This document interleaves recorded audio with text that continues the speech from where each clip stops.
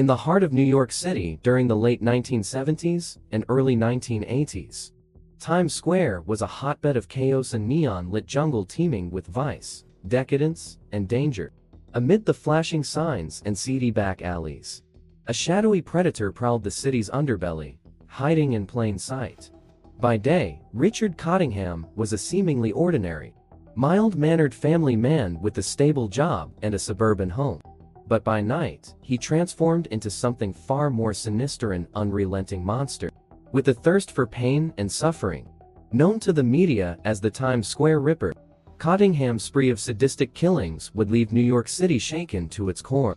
Welcome back to the true stories in the Diary of Darkness. Let's delve into the twisted case of Richard Cottingham.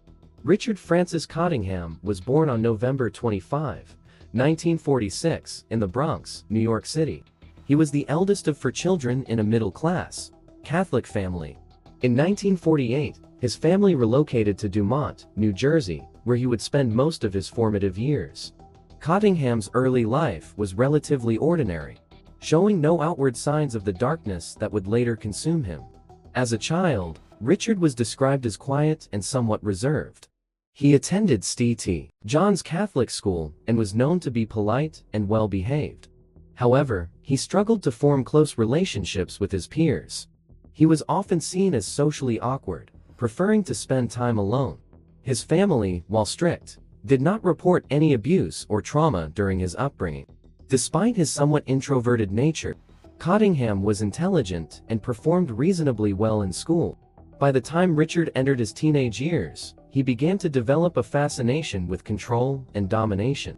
This fascination was fueled by exposure to sadomasochistic magazines and pornography, which he discovered during his adolescence. These early experiences would later escalate into the twisted fantasies that drove him to commit horrific acts.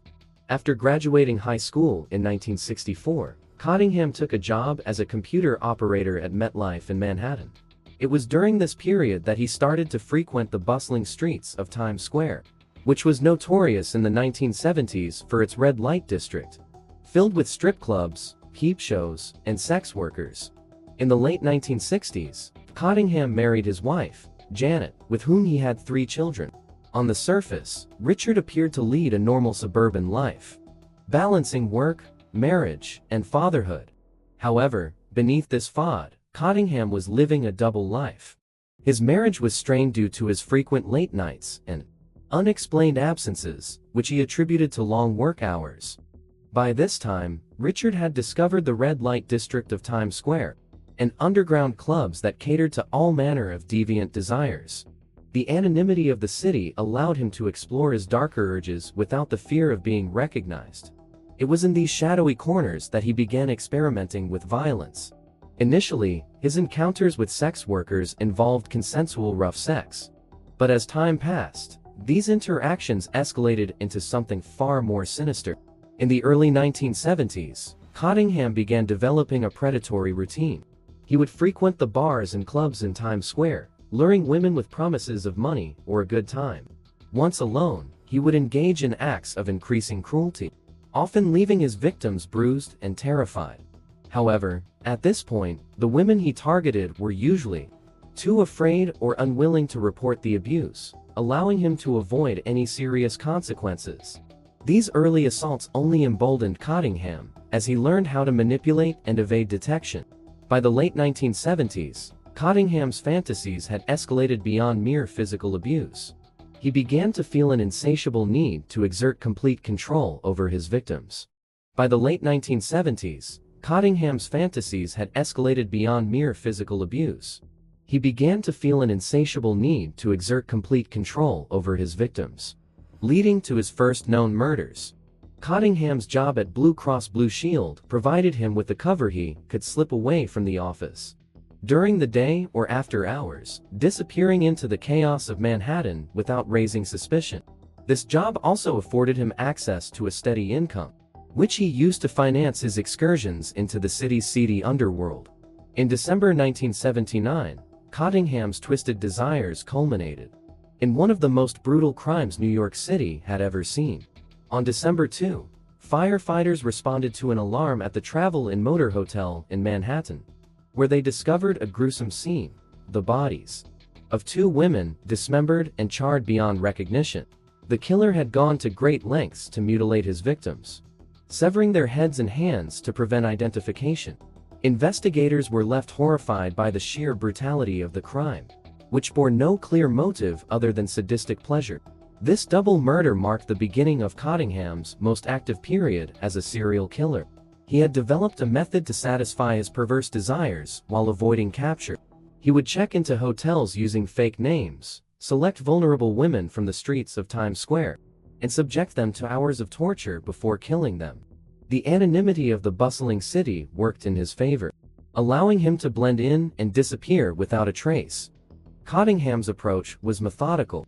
He would lure women to his car or a hotel room, often pretending to be a paying client. Once alone, he would bind and gag them, using handcuffs, belts, and ropes to subdue them.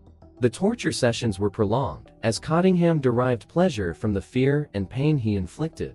In many cases, he would burn or mutilate his victims' bodies after death, leaving behind grotesque crime scenes that bewildered the authorities. As Cottingham's killing spree intensified, he developed a pattern that would become his signature. His attacks were characterized by extreme brutality. His victims were not simply killed, but tortured in horrific ways. This period, spanning late 1979 to mid-1980, saw some of his most notorious crimes, where he evolved from a killer into a monster who took pleasure in inflicting the most excruciating pain. One of the most chilling murders took place on May 5, 1980, when the body of Valerie Ann Street, a 19-year-old sex worker, was found in a hotel room in Hasbrook Heights, New Jersey. Valerie had been brutally beaten, with deep bite marks covering her body. The most horrifying aspect was that her hands had been severed. Cottingham was escalating, becoming more brazen in his sadism. Detectives were beginning to suspect a serial killer was on the loose. But without a clear profile or pattern, they struggled to connect the dots. Just 10 days later, on May 15, 1980, another victim was discovered at the Hotel Seville in Manhattan. Jean Rayner, a 25-year-old aspiring actress, had been subjected to extreme torture before being murdered. Her body was left in a horrifying state, with her breast severed and placed on the bed beside her. The mutilation was so shocking that even experienced investigators were left shaken. This level of cruelty suggested that the killer was not only sadistic, but also enjoyed leaving behind a macabre display. The authorities were under immense pressure to solve these brutal murders. But Cottingham's ability to adapt and change his methods made him a formidable adversary. He was meticulous in cleaning up after his crimes, ensuring that he left little forensic evidence behind. His knowledge of the city's hotel scene allowed him to move through New York undetected, exploiting the anonymity of the bustling urban environment. Despite his cunning, Cottingham's reign of terror came to an abrupt end due to a single mistake. On May 22, 1980, he approached Leslie Ann Odell, an 18-year-old sex worker, offering her money to accompany him to a hotel room. Once inside, Cottingham attempted to subdue her, but Leslie fought back with a desperation that ultimately saved her life. Her screams alerted hotel staff, who quickly called the police. When officers arrived, they found Leslie tied up, but miraculously alive. Cottingham was arrested on the spot, still inside the room with his intended victim. The scene was filled with evidence of his sadistic intentions: knives and handcuffs, all of which pointed to his plans to torture her as he had done with so many others. The arrest was a breakthrough for law enforcement, who had been desperately searching for the Times Square Ripper. Upon searching Cottingham's home and vehicle, they discovered a collection of souvenirs from his victims: jewelry, ID cards, and other personal items he had kept as trophies. This evidence tied him to several unsolved murders, confirming their worst fears that they had apprehended a serial killer. In the months following his arrest, Richard Cottingham was charged with multiple counts of murder, rape, and kidnapping. The trial was a media spectacle, drawing widespread attention. Due to the gruesome nature of his crimes, prosecutors presented overwhelming evidence, including physical items taken from the victims and the harrowing testimony of Leslie Odell, who had narrowly escaped death. During the trial, Cottingham maintained a cold, emotionless demeanor, often appearing detached from the proceedings. Despite his claims of innocence, the evidence was irrefutable. In 1981, he was convicted on multiple counts of murder and was sentenced to life imprisonment without the possibility of parole. Over the years, Cottingham would eventually confess to additional murders, many of which had remained unsolved for decades. Let me know what you think of this case and any more you would like to see. Till next time.